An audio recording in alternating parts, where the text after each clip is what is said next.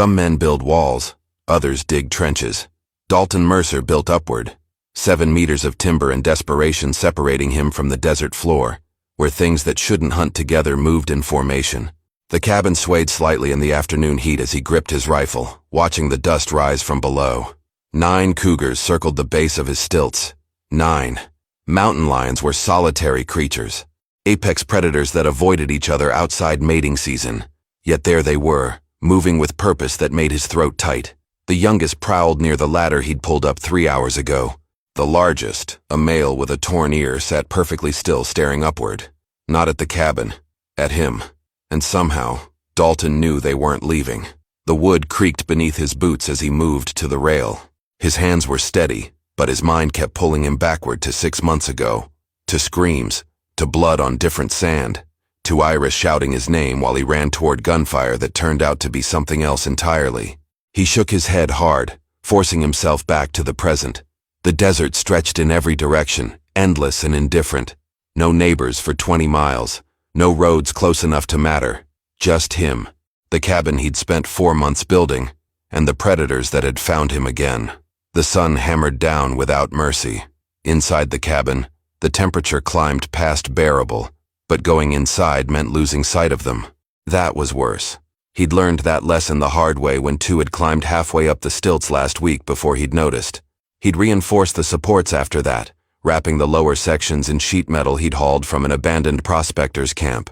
But metal only stopped claws. It didn't stop patience. One of the females moved toward the water trough he kept at ground level for the horse he no longer owned. She didn't drink, just knocked it over with her shoulder, watching the water disappear into the thirsty earth. The message was clear. They weren't here to hunt. They were here to wait. Dalton checked his rifle. 12 rounds loaded, maybe 30 more inside. Enough to drive them off. Probably. But he'd learned something about these particular animals that made him hesitate. They remembered. The big male with the torn ear, he'd taken a bullet to the shoulder 2 months back. Should have made him afraid. Should have taught him to avoid this place. Instead, he'd returned with others. The wind shifted, carrying their scent upward, musky and sharp. It also carried something else. A sound from inside the cabin, a soft thump, then dragging. Dalton's blood went cold. He'd locked everything, checked it twice, but the sound came again, deliberate and searching. One of the younger cougars raised its head, ears forward. It had heard it too. Whatever was inside the cabin, whatever had drawn these predators to circle his sanctuary in numbers that defied nature, whatever had made them patient enough to organize, it was moving. And for the first time since building his tower in the sky, Dalton Mercer wasn't sure if the greatest threat was below him or behind him. The sound came again, a scraping, like something being dragged across wood. Dalton kept his eyes on the cougars below while reaching behind him for the door handle. The big male's ears twitched. It was listening too. That bothered him more than anything else. Predators shouldn't care about noises inside a structure they couldn't reach, unless they knew what made those sounds. He pulled the door open with his boot, rifle still trained downward. The cabin's single room held everything he owned. A cot, a table made from planks, shelves with canned goods and ammunition, a trunk in the corner. The trunk.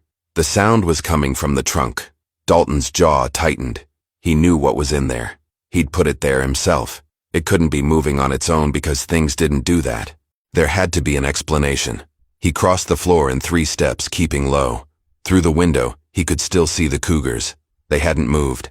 The trunk's lid was closed, latched shut like he'd left it. But the scraping continued from inside. Rhythmic, deliberate. He flipped the latch with his rifle barrel and kicked the lid open. A pack rat, just a pack rat, fat and panicked, tangled in the leather saddlebag he'd stored inside. The creature had chewed through the trunk's back corner, probably last night while he slept. It had been after the dried meat he kept wrapped in the bag.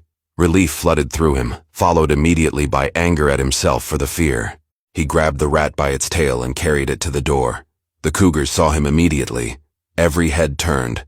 9 pairs of eyes locked on the struggling rodent in his hand. The big male rose to its feet. Dalton's throat went dry. They'd been waiting for this, for him to open the door, for a gap in his defenses. The pack rat squealed and bit his thumb. He barely felt it, because now he understood something that made his stomach drop. These animals weren't hunting him. They were hunting what he was protecting, what he'd been keeping in that trunk wrapped in the saddlebag. He threw the rat as far as he could. It sailed over the rail and hit the sand running. The younger cougars scattered after it, but the big male stayed. So did 3 others, the oldest females, the smart ones. They knew the difference between a rat and what they wanted. Dalton slammed the door and threw the bolt. His hand was bleeding where the rat had bitten through. He wrapped it with a strip of cloth and returned to the trunk. Inside the saddlebag, beneath the dried meat the rat had found, was a smaller leather pouch. He opened it carefully. The contents looked the same as they had yesterday, as they had for 6 months. Iris's wedding band, Nessa's small shoe, a lock of hair tied with string, and beneath those, wrapped in oiled cloth, the thing that had started everything. The thing he'd found clenched in Iris's hand after the attack. A cougar's claw, broken off at the root, still bloody, still sharp, proof of what had happened. Proof he'd spent 6 months tracking them, proof that he'd found them, but also something else, something he'd only recently discovered about mountain lion claws. They carried scent glands, territory markers, and this one, broken and preserved, still leaked chemical signals that would draw every predator in the territory, especially if they were from the same pride, especially if they remembered what had happened when one of their own lost that claw. Dalton closed the pouch. His mistake had been thinking he was hunting them. The truth was worse. They'd been hunting him all along. Dalton sat with his back against the wall, the leather pouch in his hands. 6 months ago, he'd thought keeping the claw was justice, evidence, proof that he'd found the animal responsible. He'd tracked them for weeks through canyon country, found their kills, found their den. The big male with the torn ear had been there. So had the others. A pride, an impossible thing that scientists said didn't exist. But Dalton had seen it with his own eyes. Mountain lions that hunted together, that protected territory together, that killed together. The attack had happened at dusk. He'd been checking fence lines 3 miles from the ranch house. Iris and Nessa were supposed to stay inside. They'd promised. But his daughter had wanted to show her mother a bird's nest she'd found near the wash. Just a short walk, just a few minutes. The cougars had been waiting in the rocks above the path. By the time he heard the screams and rode back, it was over. Iris had fought. The broken claw proved it. She'd managed to hurt one of them badly enough that it had fled, but there had been too many. And Nessa, small and terrified, had run in the wrong direction, into deeper rocks. He'd found her shoe 2 days later. Nothing else, just the shoe, and the knowledge that some things you don't recover from. The cabin shuddered. Dalton's head snapped up. The shudder came again, rhythmic and deliberate. They were testing the stilts. He moved to the window. The big male had braced himself against one of the support posts and was throwing his weight against it. 200 pounds of muscle and determination. The timber groaned but held. Metal sheets prevented climbing, but they didn't prevent force. A second cougar joined him, then a third, all hitting the same post in rhythm. The cabin tilted slightly to the left. Dalton grabbed his rifle and fired through the open window. The shot hit sand 2 feet from the big male. They scattered, but only for a moment. Then they regrouped, watching, learning. The sun was dropping toward the horizon. Another hour and it would be dark. He had lamp oil, but light would only help him see them. It wouldn't stop them from working on his supports all night. The cabin could withstand wind and weather, but it wasn't built to handle coordinated assault. He looked at the pouch again. The solution was simple. Throw it out. Let them take the claw. Watch them leave. The scent was what they wanted. Without it, he was nothing to them. Just another human in the desert. But throwing it out meant letting go of the only piece of Iris's last fight. The only proof that she hadn't died easily. That she'd hurt them back. It meant accepting that justice wasn't something he could hold in his hand. The big male returned to the post. This time, he didn't ram it. He started digging at its base. The desert floor was hard-packed but not impossible to excavate, and cougars were patient. They could dig for hours, days. Eventually, they'd expose enough of the post to compromise it. Eventually, the cabin would fall. Dalton checked his ammunition again. 33 rounds total. 9 cougars.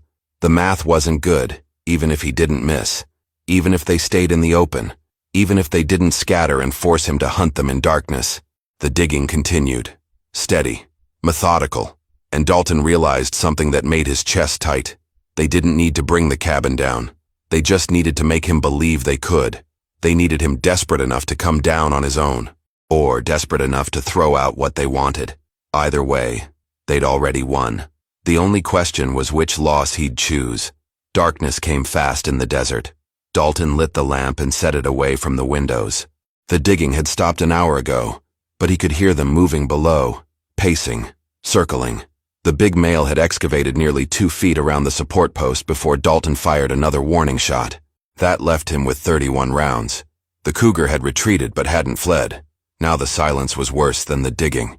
He couldn't see what they were doing down there. He opened the leather pouch one more time. The claw gleamed in the lamplight, curved and wicked. Iris had torn this from a killer's paw with her bare hands while dying. That took strength he couldn't imagine, courage he'd never possess. Throwing it away felt like betraying her, like saying her fight didn't matter. But keeping it was turning him into something else, something that chose dead symbols over living breath. He wrapped the pouch tight and tied it to his belt. Not yet. He wasn't ready yet. The cabin tilted again, harder this time. Dalton grabbed the table to steady himself. They'd found a second post. He could hear them working at it now, not digging, but gnawing, chewing through the metal sheet's edges where it met wood. The sound set his teeth on edge. Slow, methodical. They had all night. He didn't. When the sun rose, he'd be exhausted from staying awake. They'd rotate shifts, rest, and return fresh. He'd seen wolves do it when hunting elk, wear down the prey through patience. Never let it sleep, never let it recover. Eventually it collapses. He needed a new strategy. Something they wouldn't expect. The ladder lay on the floor beside him. 12 feet of rough timber he'd pulled up when they first arrived. An idea formed. Dangerous and probably stupid. But sitting here waiting for the cabin to fall was stupider. He checked his rifle. Loaded. Ready. Then he grabbed the lamp and smashed it against the wall. Oil sprayed across the wooden boards. He struck a match and dropped it. The flames caught immediately, spreading fast across the interior wall. Black smoke poured toward the ceiling. Dalton grabbed the ladder, threw open the door, and tossed it toward the edge of the platform. It clattered against the railing but held. The cougars below scattered at the sudden light and smoke. Good. That gave him seconds. He swung his leg over the rail and grabbed the ladder. His boots found the rungs. Down. Fast. The heat at his back pushed him faster than smart. Halfway down he heard the snarl. The big male had recovered from his surprise. It charged from the shadows. Dalton dropped the last 6 feet and rolled, coming up with the rifle leveled. The cougar skidded to a stop 5 yards away. They stared at each other. Firelight from above painted everything orange and dancing. The cabin groaned. Flames licked through the roof now, eating the dry timber. Dalton backed toward the open desert, rifle trained on the big male. 2 other cougars emerged from the darkness to flank him. He was exposed, outnumbered, exactly where they wanted him. But he'd counted on that, because the thing about trapping an animal is simple. Sometimes the animal has to leave the trap voluntarily. Sometimes you have to make staying more dangerous than running. The cabin's roof collapsed inward with a crash that sent sparks 50 feet into the sky. Every cougar turned toward the sound, and in that moment of distraction, Dalton ran. Not away from them. Toward the rocks where he'd cached his emergency supplies 2 months ago, where he'd hidden something they hadn't found yet, where the real fight would begin. The rocks rose 30 feet above the desert floor, jagged and sharp-edged. Dalton had climbed them 100 times in daylight. In darkness, with cougars behind him, every handhold felt like a guess. His boots scraped for purchase. His rifle banged against his back. Behind him, he heard them coming, fast. Their paws made almost no sound on sand, but he knew they were there. He could feel them the way prey always feels predators. He pulled himself over the top edge and rolled onto the flat stone. His cache was hidden in a crack 10 feet away. He crawled to it, yanked aside the rocks he'd piled for camouflage, and pulled out the items he'd stored. 2 more boxes of ammunition, a second rifle, a canteen, dried meat, and the important piece, the thing he'd traded his last horse to obtain. Dynamite, 4 sticks wrapped in waxed paper, fuses intact, left over from mining operations that had failed 20 years ago. Dangerous, unstable, perfect. A scraping sound made him flatten against the rock. The big male appeared over the edge, pulling itself up with muscles that shouldn't exist in a creature that size. It saw him immediately. Dalton raised his rifle. They stared at each other across 15 feet of stone. The cougar's torn ear twitched. Blood from the old wound Dalton had given it months ago had healed into a thick scar. This animal had survived worse than bullets. It had survived losing a claw to Iris. It had survived being hunted by an angry man with nothing left to lose. And now it was here to finish what it started. Dalton fired. The bullet struck stone inches from the cougar's head. The animal flinched, but didn't retreat. Instead, 2 more cougars appeared behind it. They'd coordinated the climb. They'd flanked him. Again. Dalton grabbed the dynamite, struck a match on the rock, and lit the first fuse. It sparked and hissed. The cougars froze. They'd never seen fire move like that. Never heard that sound. He stood and held the burning stick above his head. "You want this?" His voice cracked from disuse and smoke. "You want what I took from you?" He pulled the leather pouch from his belt with his free hand and held it up. The claw inside caught moonlight. The big male's eyes locked on it. Recognition. Understanding. Whatever intelligence moved behind those yellow eyes knew exactly what that was, knew what it meant. Dalton's hand shook. The fuse was burning down. Seconds left. "Then come take it." He threw the dynamite past them, toward the base of the rocks where the others waited below. The big male's head turned to track it. That was the mistake Dalton had been waiting for. He charged forward, rifle raised, and smashed the stock into the cougar's shoulder. The animal staggered sideways. The dynamite exploded with a crack that split the night. The concussion wave hit them all. Dalton's ears went silent except for a high ringing. The cougars scattered, some falling, some leaping blindly away from the blast. Rock fragments rained down. When the dust cleared, Dalton stood alone on the summit. Below he could see shapes moving, running, finally running, away from him, away from the rocks, away from the thing that had hurt them with thunder and fire. He counted them in the moonlight. 6, maybe 7, not all 9, but enough. Enough to break their courage. Enough to teach them that some prey fought back too hard to be worth killing. He sat down heavily, his back against stone still warm from the explosion. The leather pouch was still in his hand. He hadn't thrown it, hadn't let it go. Couldn't. Not yet. Maybe not ever. But at least now he'd bought himself time to decide. Dawn broke pale and cold over the desert. Dalton's ears still rang from the explosion. He dozed sitting upright against the rocks, rifle across his lap, jerking awake every few minutes when his head dropped forward. His body ached everywhere. The burned cabin sent up thin trails of smoke in the distance, a skeleton of timber and twisted metal. Everything he'd built, gone. He'd done that, chosen it, and now he sat on bare rock with nowhere left to retreat. Movement caught his eye. 200 yards out, near a cluster of desert sage, something tawny shifted, then another shape, and another. Dalton's stomach sank. They were still here. Not all of them, but enough. He counted 3. The big male with the torn ear stood in the center. The 2 females flanking him were the largest, the oldest, the smart ones who'd stayed back during the explosion, the ones who'd learned. They didn't approach, just watched, waiting for him to come down, waiting for exhaustion to do what claws couldn't. Dalton checked his supplies. 28 rounds left, 1 canteen, half full, dried meat for maybe 2 days, 3 sticks of dynamite. The sun was already heating the rocks. By midday, the stone would be hot enough to burn through his clothes. No shade, no shelter. He'd traded the trap of height for the trap of exposure. His hand went to the leather pouch at his belt. The claw inside seemed heavier than it should be. He'd kept it as proof, as justice, as something to hold on to when everything else was taken. But what was it really? A piece of keratin and dried blood.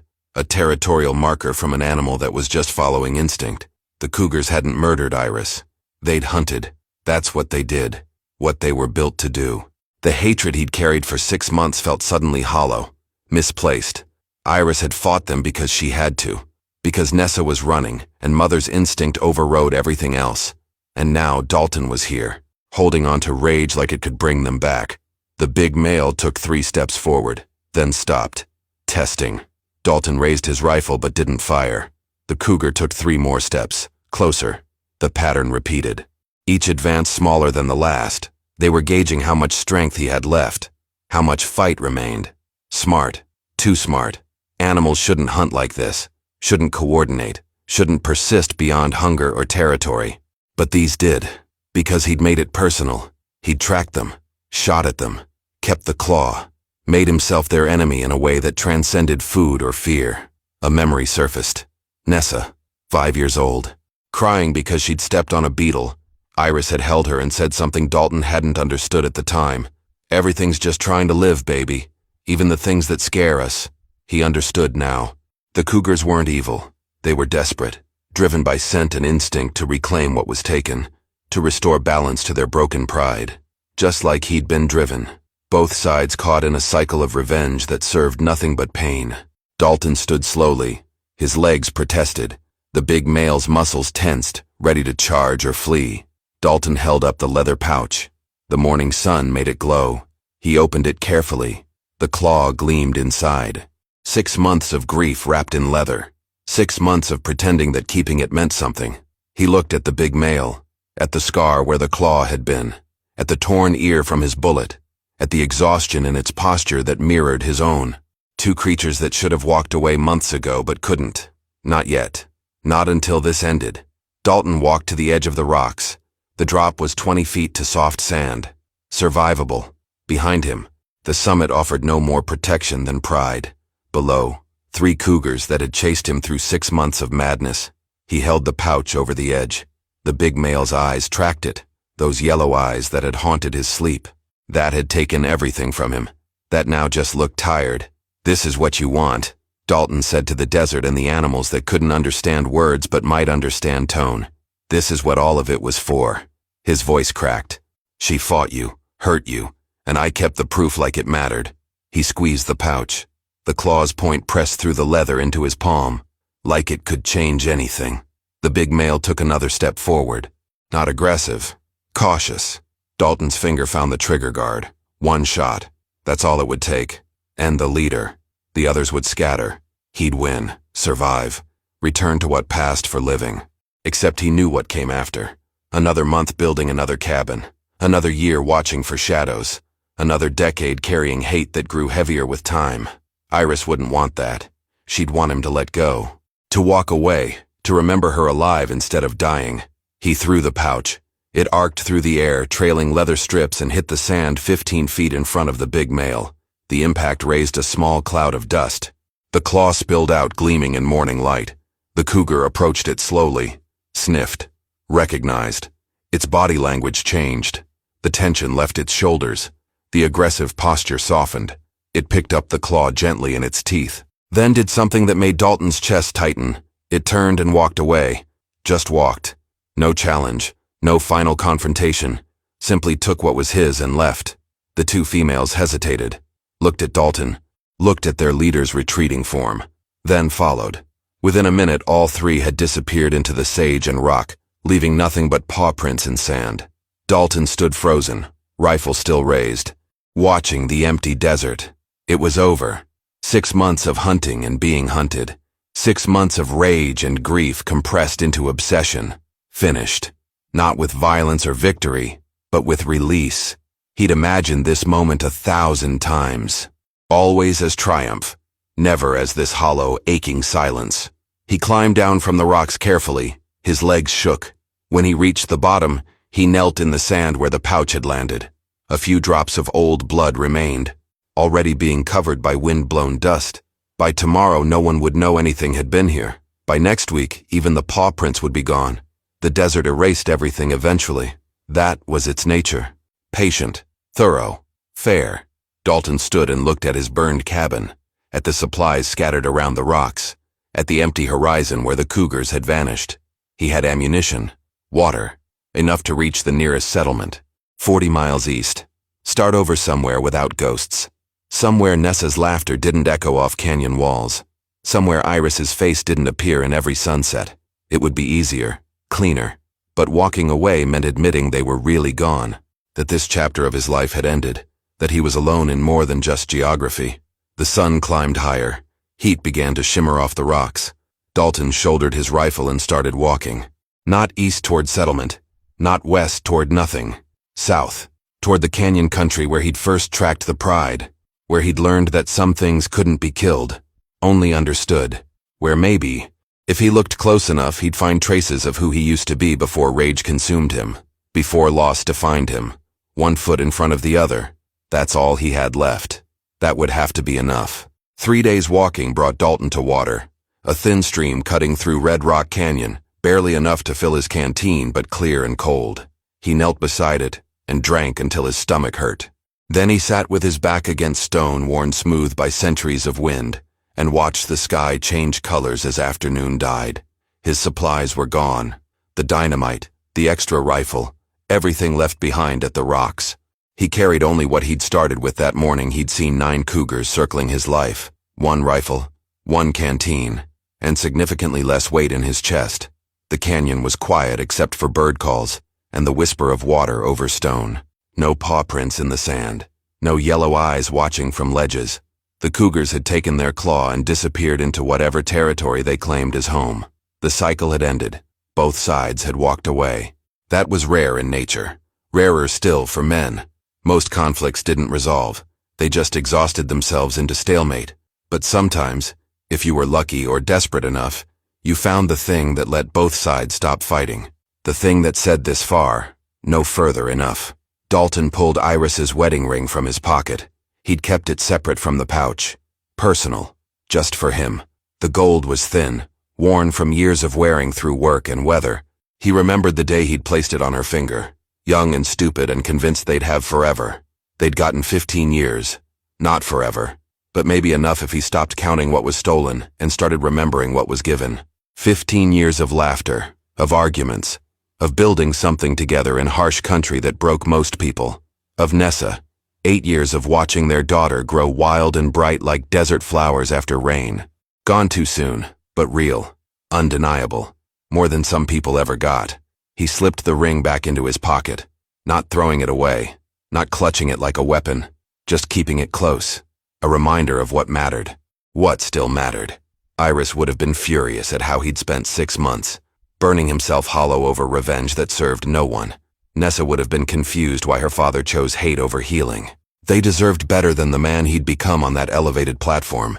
They deserved to be remembered with love, not rage. The stream continued its patient work on stone, carving deeper by fractions too small to measure but relentless over time. That's what he needed to do. Keep moving. Keep working. Let time do its slow erosion on grief until it became something manageable. Something that didn't define every breath. He wouldn't forget them. Couldn't if he tried, but he could stop letting their deaths be the only story he told himself. A settlement lay another 2 days east. He'd been avoiding it, avoiding people and questions, and the effort of explaining where he'd been, what he'd lost. But staying out here alone meant choosing the desert over living, and he'd learned something these past months. Survival wasn't the same as life. You could survive indefinitely with nothing but stubbornness and hate. But living required connection, required purpose beyond the next sunrise, required accepting that moving forward wasn't betrayal. Dalton stood and shouldered his rifle. The canyon stretched ahead, winding between walls of ancient stone. Somewhere beyond it, the settlement waited. People who'd known Iris, who'd watched Nessa grow, who'd ask questions he didn't want to answer, but also people who'd offer work. Community. A reason to build something again. Not a cabin on stilts, not a monument to loss, just a life. Simple, forward-facing, honest. He started walking.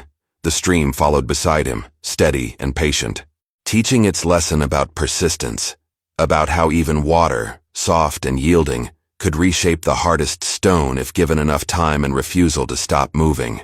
1 foot in front of the other. That's all any of them could do. That would be enough.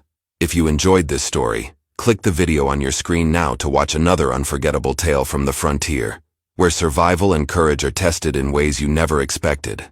Don't forget to subscribe and consider leaving a super chat to help us keep bringing you more stories like these. Your support means everything to us.